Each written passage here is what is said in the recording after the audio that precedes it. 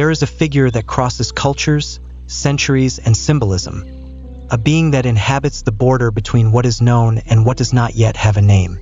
She is ancient, and antiquity, for those who know how to read it, is synonymous with depth. Today she is standing before an old tree, running her fingers along the marks on the trunk, not with pity for what the tree suffered, with recognition for what it survived, and for what no storm managed to take. There is a distinction we rarely make clearly enough. The distinction between what we are and what we learned to be after the pain arrived. Between what existed before the first time someone made us feel we were not enough, before the loss that changed the way we relate to the world, before the moment we learned, silently and without conscious choice, that it was safer to be smaller than we were, and what we have been becoming since. Today, the question we brought is one of the most important you can ask yourself. Not because it is easy, precisely because it isn't. What were you before the pain, and what remains of that in you now? Let's enter that question carefully. Can you remember a version of yourself that existed before?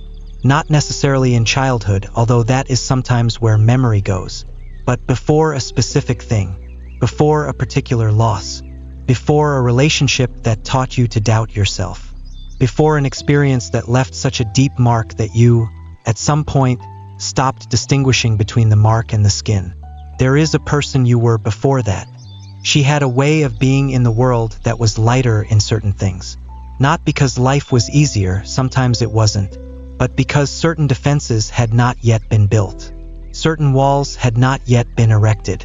Certain patterns of protection had not yet installed themselves as if they were part of the personality. Perhaps you remember a curiosity you had that gradually faded. A trust in people that was slowly corroded by repeated disappointments.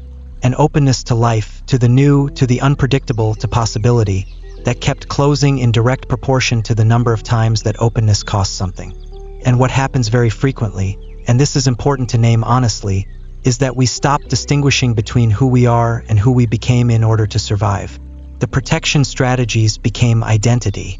What was built to move through pain became the way we present ourselves to the world. And at some point, without a specific event marking the transition, you began to believe that the protected version was the real version. But perhaps it isn't. Perhaps there is something prior, something that pain covered but did not destroy. Something that is still there, waiting to be recognized with the same attention the fox gives to the marks on the tree. Not with pity, with recognition. There is a mechanism that modern psychology documents with increasing clarity and that contemplative wisdom has always known in one form or another. The mechanism of adaptation to pain. When something painful happens, especially when it happens early, especially when it repeats, especially when it comes from someone we depend on, the psychological system does what any intelligent system would do in the face of a threat. It adapts. It learns what is safe and what is not. It learns what kind of presence attracts pain and what kind attracts protection. It learns to be smaller in certain environments, taller in others. It learns not to want what seems impossible to have. Not to show what seems dangerous to show. Not to feel what seems unbearable to feel. And that adaptation is, at first, intelligent. It serves, protects. It allows you to move through what might otherwise be unmovable. The problem is not the adaptation. The problem is when it stays after the threat has passed. The psychologist Donald Winnicott, one of the most sensitive thinkers about human development in the 20th century, described what he called the true self and the false self. The true self is spontaneous, alive, creative, connected to what you genuinely feel and want. The false self is built in response to the environment. It learns what the environment needs you to be and becomes that with a competence that is sometimes impressive. The false self is not malice, not weakness. It is survival. But when the false self becomes so habitual that you forget the true one exists, there is a cost that accumulates silently. A feeling of living a life that is slightly displaced from what you really are. Of being present but not completely. Of having connections that work but do not fully satisfy. Of doing the right things, the right ones the environment recognizes, but that do not reach an internal place that truly recognizes them. In Buddhism, there is a teaching about what they call Buddha nature, The idea that within every conscious being there is a core of clarity, compassion, and presence that cannot be destroyed by any experience. That illusion, attachment, and suffering can obscure this nature, like clouds covering the sun, but cannot remove it.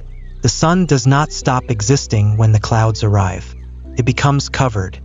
And practice, all contemplative practice in Buddhism at some level, is the practice of removing the clouds, not of creating a new sun, of finding what was always there. And when Winnicott and Buddhism meet at this point, when modern clinical psychology and a 2,500-year-old contemplative tradition point in the same direction, there is something that deserves to be taken seriously. That what pain does is not create a worse version of you. What pain does is cover a more essential version of you with layers of adaptation that were necessary, and that perhaps no longer are. What if the most important question were not how do I get over the pain? Not because getting over it doesn't matter. Not because the healing process isn't real and necessary, but because getting over already assumes a specific direction, forward, beyond, above. As if pain were an obstacle on a path and the goal were to leave it behind. And perhaps pain doesn't work exactly like that. Perhaps pain is less an obstacle and more a covering. And the work is not to go beyond it, but to go through it back towards something that exists underneath. What if the most important question were not how do I get over the pain? Not because getting over it doesn't matter. Not because the healing process isn't real and necessary, but because getting over already assumes a specific direction, forward, beyond, above. As if pain were an obstacle on a path and the goal were to leave it behind. And perhaps pain doesn't work exactly like that. Perhaps pain is less an obstacle and more a covering. And the work is not to go beyond it, but to go through it back towards something that exists underneath. Think of a small child before any significant mark. Not idealized, small children also have fears, also have needs, also suffer. But there is, in that phase, a quality of presence that most adults recognize as lost. A curiosity without judgment. An expression of need without shame. A capacity for intense and passing joy that doesn't stop to justify itself. An openness to others that has not yet been taught to protect itself in specific ways. That quality did not disappear completely. It was covered, gradually, layer by layer, by each experience that taught that showing too much was dangerous, that wanting too much was disappointing, that being completely yourself in certain contexts had a cost that wasn't worth paying. And what that covering creates, over years, over decades, is a distance between you and yourself that is sometimes only noticed when something pierces through it. A moment of genuine joy that arrives as a surprise because you forgot you could feel it that way. A connection with someone that is so different from your habitual connections that you notice with a quiet astonishment that you had been relating in a more controlled way than you knew. A moment of creativity, spontaneity, total presence that appears without warning, and that you recognize without being able to fully explain why, as something that is more you than the version that moves through the world every day. Those moments are recognitions. They are the earlier version of you, the one that existed before pain taught you to be smaller, appearing through the layers. And the turning point is not pretending the layers don't exist. It is not a sudden transformation back to an innocence that cannot and should not be recovered exactly as it was. The turning point is beginning to ask, honestly and gently, what in me existed before the pain that is still here, and that I have been treating as too naive to be real. Because the curiosity you had was not naivety. It was a way of being in the world that pain taught you to distrust. The openness you had was not weakness. It was a capacity that the cost of having it made seem too high to maintain. The spontaneity you had was not recklessness. It was you, more completely you, before you learned that certain parts of yourself needed permission to exist. And those things, the curiosity, the openness, the spontaneity, the capacity to care without first calculating the cost, were not destroyed. They were covered. And the difference between destroyed and covered is everything. Every tradition that thought seriously about human nature arrived at a version of the same perception. That there is in each person something that precedes the story they lived. Something that was not formed by experiences, but that moves through them, survives them, remains recognizable even after everything that has been deposited over it. In Sufism there is the concept of ruh, the spirit, the divine breath that inhabits each being with a unique and specific quality. Rumi wrote about this with an image that still resonates after 800 years. He described the Ru as something the world can cover, can pressure, can make you forget, but that can never be completely erased because it does not belong to the world. It belongs to an origin that precedes any form life has taken. And the spiritual path for Rumi was not the construction of something new. It was the unveiling of what was always there.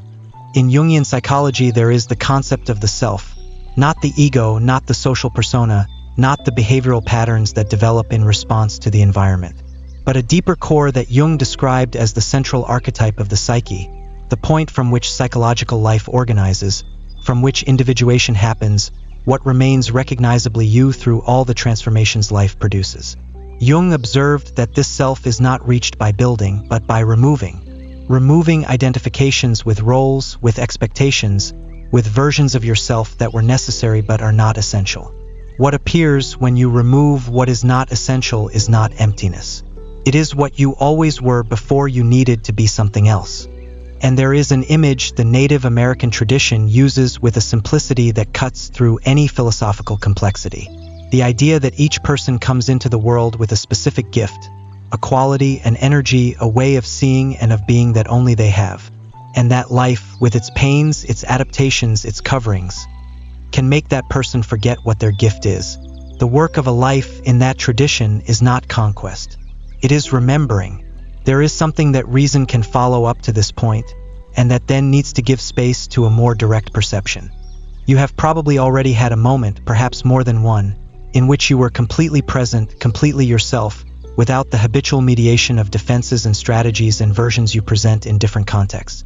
A moment in which spontaneity returned without asking permission. In which you said something that came from a deeper place than usual. In which someone saw you in a way that surprised you, because it was a way you yourself had forgotten to see yourself. Those moments are not aberrations. They are glimpses of what was there before, of what is still there. Pain did not destroy you, covered you, and covered is not the same as absent. It is not a belief you adopt. It is something you perceive when you, with gentleness and without rushing, begin to ask what is beneath the layers. Not to erase the history you lived. It is part of who you are. The marks on the tree are real and matter. But to recognize that the marks are not the entire tree. The tree existed before the marks, and the branches growing above them are evidence that it continues to exist, in the same direction as always, toward the light, regardless of how much weight each storm left on the trunk. There is a question no one can answer for you, but that is perhaps worth asking with enough honesty that it begins to work from inside. Slowly, in the time it needs, without rushing to produce an answer that seems satisfying before it is true. Who were you before pain taught you to be smaller? Not the idealized version, the child without fears, the person before any suffering. That version does not exist and never did. But the version that had a specific curiosity that was gradually erased. That had a way of relating to the world that was modified by each experience that cost something. That had dreams that were replaced by safer versions of the same dreams. That had a way of being in their own body, in their own life, in their own time that was altered by everything that kept teaching that certain ways of being were dangerous. That version is not a ghost, not a memory of something that ended. It is something that still exists, in layers deeper than the ones that move through the world every day, quieter than the everyday noise allows you to hear, more real than survival strategies sometimes allow you to recognize. And finding it is not a weekend course project. Not a discovery that happens in a single conversation or a single powerful insight. It is a process, slow, non-linear, that sometimes advances and sometimes recedes, that is sometimes painful and sometimes surprisingly light. It is the process of removing what life has deposited over you, not to erase the history, not to pretend the pain didn't happen, but to be able to distinguish with increasing clarity between what is you and what is what you developed to survive your history. The marks on the tree are real. They tell a story that deserves to be respected. But they are not the whole tree. The root that goes deep, the sap that rises, the branches that keep growing toward the light after each storm. That is the tree. And that existed before any mark, and continues to exist now, in you. not as a promise that it will be easy to find, but as recognition that what you are looking for is not lost. It is covered, and lost are very different things. The work of finding what existed before the pain is not the work of going backward. It is the work of going deep, of moving through the layers with gentleness, not with violence, not with the urgency of a quick solution, not with the judgment that you should already be further along than you are, but with the patience of someone who knows that what is underneath is worth the time the process needs. And when you find it, when you have a moment, however small, in which that earlier quality appears, the curiosity that was sleeping, the openness that was protected, the spontaneity that was waiting for permission, the capacity to care without calculating first, recognize it. Don't let it pass as if it were an accident. It is you, the version that existed before pain taught you to distrust it. The fox at the riverbank is not trying to erase the marks on the tree. She is sitting on the root, feeling that the root still goes deep, that the river still runs, that the morning still arrives, that what was wounded and what was never wounded exist in the same tree, and that the tree is still standing. The work of finding what existed before the pain is not the work of going backward. It is the work of going deep, of moving through the layers with gentleness, not with violence, not with the urgency of a quick solution, not with the judgment that you should already be further along than you are, but with the patience of someone who knows that what is underneath is worth the time the process needs. And when you find it, when you have a moment, however small, in which that earlier quality appears, the curiosity that was sleeping, the openness that was protected, the spontaneity that was waiting for permission, the capacity to care without calculating first, recognize it. Don't let it pass as if it were an accident. It is you. The question that remains, to be carried not as weight but as lantern, is this: what in you existed before the pain that you can still recognize, even if only in brief moments, even if it comes covered, even if it only appears when the guard drops? And what changes when you stop treating that as naivety and begin treating it as what it really is, the most essential part of who you are? If something here is still moving inside you, if some layer became a little thinner, if some part of you that was waiting for permission found a little more space, perhaps it is worth continuing to walk this path.